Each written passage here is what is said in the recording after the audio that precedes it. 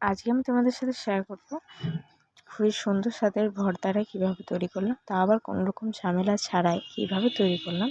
চলো তোমাদের শেয়ার করি। বাড়ি ফেলে দেওয়া জিনিস এত সুন্দর খেতে হয়, তা এই খাবারটা না খেলে তোমরা জানতেই পারবে না। তো আজকে আমার বাড়ি ছিল এই জিনিসগুলো এসে, তো এটার মধ্যে দিয়েছে ফুলকপির ডাঁটা, পেঁয়াজ, রসুন, এগুলো সব বেটে তার মধ্যে কিছু একটু লঙ্কা দিয়ে ভালো করে এটা করা হয়েছিল। তো তো প্রথম তো ফার্স্ট অফ অল প্রথমে এটা ভালো করে বেটে নিতে হবে। তো দেখো মা শিলে বেটে নিয়েছে, প্রায় অর্ধেকটা বাটা হয়ে গেছে। তারপর আমি ভিডিওটা ক্যাপচার করছি, আমি আসলে ভুলেই গেছিলাম ভিডিও নিতে। তো এটা আমার একটা বদ অভ্যাস আছে, তো যাক দিয়ে বাদ দাও। তো এটা দেখো ভালো করে বাটানো হয়েছে। এটা খুব ভালোভাবে বাটতে হবে যাতে কোনো রকম লেগে না থাকে, তাহলে না খেতে অতটা সুস্বাদু হবে না যেটা বেটে খেলে হবে। এমনি চচ্চড়ি আমরা খাই সাধারণত, কিন্তু বাট ওটা ভালো হয় না অতটা খেতে, এটা যেটা স্বাদ হবে। তো তারপর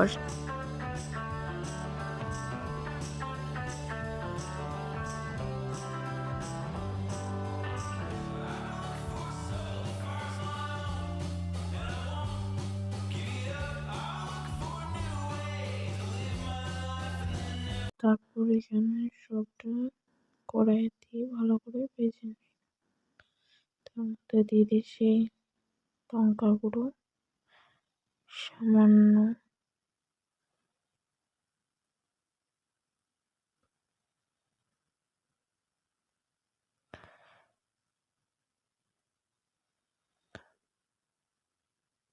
সামান্য ম্যাগি মশলা এখানে অ্যাড করেছে, নুন,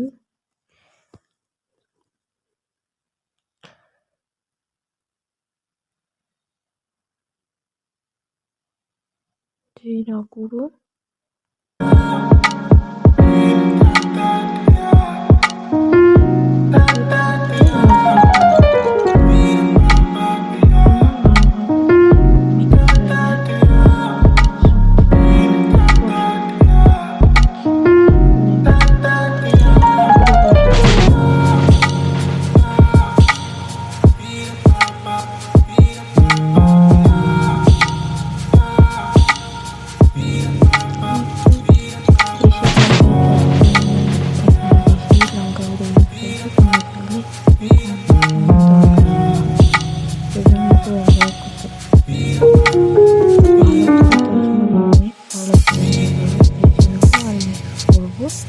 মশলাগুলো যাতে ভালো মিক্স হয়ে যায়। সামান্য এখানে এটা ভালোভাবে ম্যারিনেট করতে হবে, মানে ভালো করে রান্না করতে হবে যাতে ভালো করে ভালো হয়, গন্ধটা না থাকে, যে কাঁচা গন্ধটা সেটা যেন না থাকে।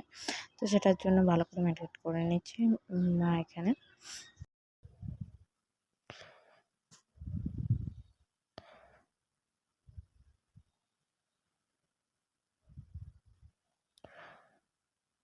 তারপর একটু সামান্য হলুদ দিয়েছি যাতে কালারটা ভালো আসে, মা দিয়েছে।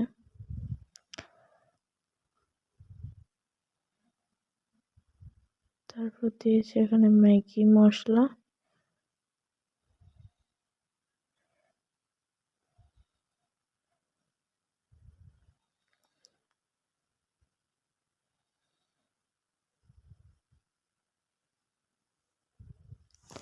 এটা খেতে যেমন টেস্টি হয় সেরকম যেরকম ঝাল ঝাল হয় সেরকম সুস্বাদু হয়।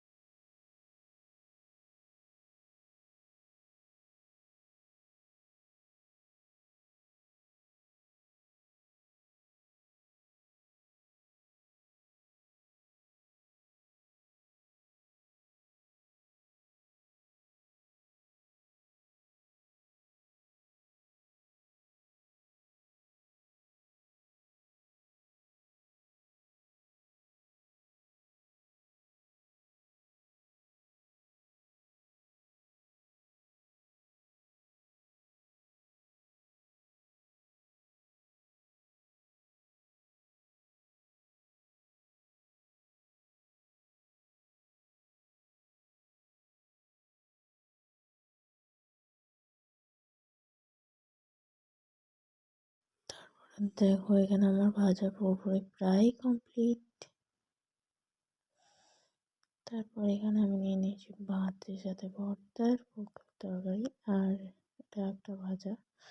তো এটা দিয়ে আমি আজকে ভাত খাবো, আমার কোনো তরকারি নেই।